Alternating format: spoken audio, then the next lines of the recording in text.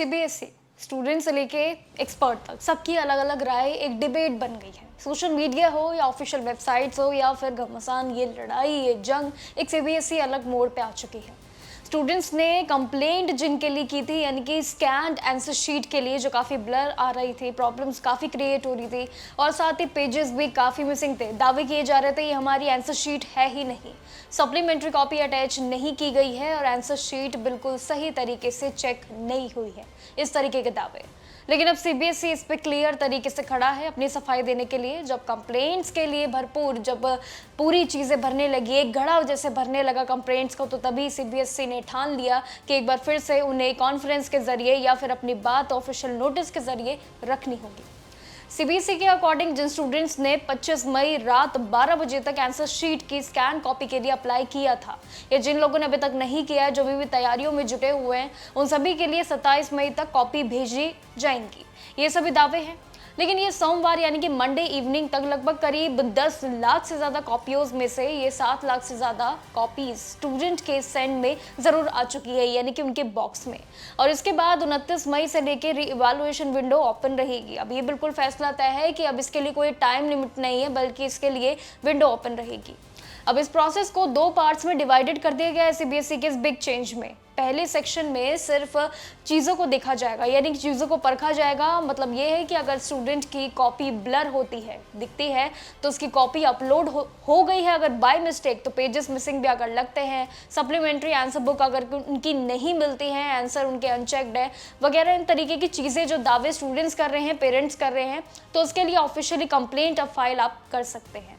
CBSE का मानना यह है कि अराउंड करीब 4 से लेकर 5,000 ऐसी कंप्लेंट्स आ सकते हैं जहां पे अगर कंप्लेंट जेन्युइन हुई तो उसको करेक्ट भी किया जाएगा। ऐसा नहीं है कि सभी चीज़ों का समाधान सीबीएसई करेगा, जो जेन्युइन उनको रीज़न लगेंगे उस पर काम करेंगे।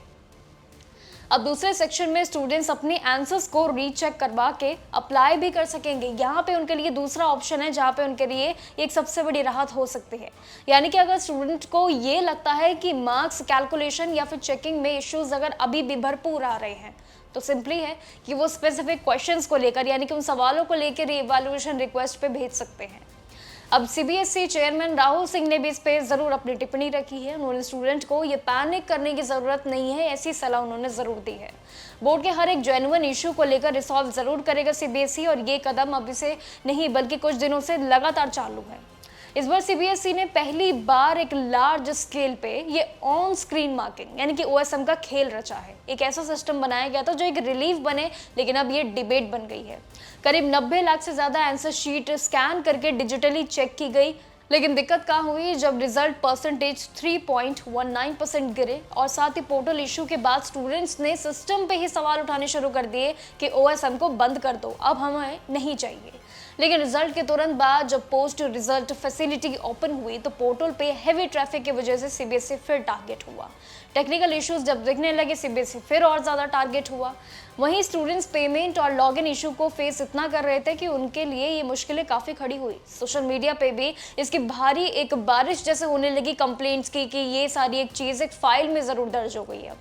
अब इस पूरे मैटर के इन्वेस्टिगेशन के लिए Indian institute of technology Madras की टेक्निकल टीम इसको इन्वॉल्व करने में ज़रूर जुट गई है, यानी कि इसके पूरे सॉल्यूशन में जुट चुकी है कि कैसे इसका समाधान निकाला जा सके। एजुकेशन मिनिस्टर धर्मेंद्र प्रधान ने भी ज़रूर इसका इशू को काफ़ी सीरियसली लेते हुए अब सभी के लिए एडवाइजरी जारी की है। इनिशियली टेक्निकल अगर देखें तो इन्वेस्टिगेशन में हाई ट्रैफिक के साथ साथ अब पॉसिबिलिटीज और बढ़ेंगी, यानी कि पूरी तरीके से ऑथराइज्ड पूरी बातों को ध्यान रखा जाएगा और उस पर अब ऑफिशियली चीज़ों पे परखा जाएगा, जिसकी एक डिटेल्ड इंक्वायरी भी ज़रूर चल रही है, वो भी अभी तक। देखिए, पूरा मैटर आपने सुना, समझा, आपने सारी चीज़ें समझी कि हाल ही में क्या ऑफिशियली आया है अपडेट। लेकिन इतना तय है सिंपल भाषा में कि सीबीएसई आंसर शीट के लिए अप्लाई किया हुआ और कॉपी में अगर कोई भी इशू आपको दिखता है, तब उसके लिए आपके पास रास्तों के लिए कोई बैरियर नहीं है। सोशल मीडिया पे कंप्लेंट ज़रूर चल रही है, लेकिन इसके लिए ऑफिशियल जो है विंडो का वेट मत करिएगा, क्योंकि अब इसके लिए 29 मई के बाद सीबीएसई आपको प्रॉपर ऑप्शन देगा जहां आप कंप्लेंट इजीली कर सकते हैं with few steps, and registration के लिए भी आप जरूर अप्लाई कर सकते हैं। और सबसे जरूरी बात ये कि रीइवैल्यूएशन भी आप करवा सकेंगे, यानी कि अब आपके लिए चिंता की कोई खबर नहीं है। अब आपके लिए सोल्यूशन सीबीएसई साथ साथ निकाल रहा है। अब ये आप पे निर्भर करता है कि आखिर वो सिस्टम आपके लिए कितना वैल्यूएबल होगा, कितना फायदेमंद होगा, और ये आपके लिए कितना एक रिलीफ बनेगा। कमेंट सेक्शन में अपनी राय जरूर दीजिएगा सीबीएसई के इस हाल ही के बड़ी एडवाइजरी के बाद। और बाकी जानकारियों के लिए देखते रहिएगा जागरण जोश।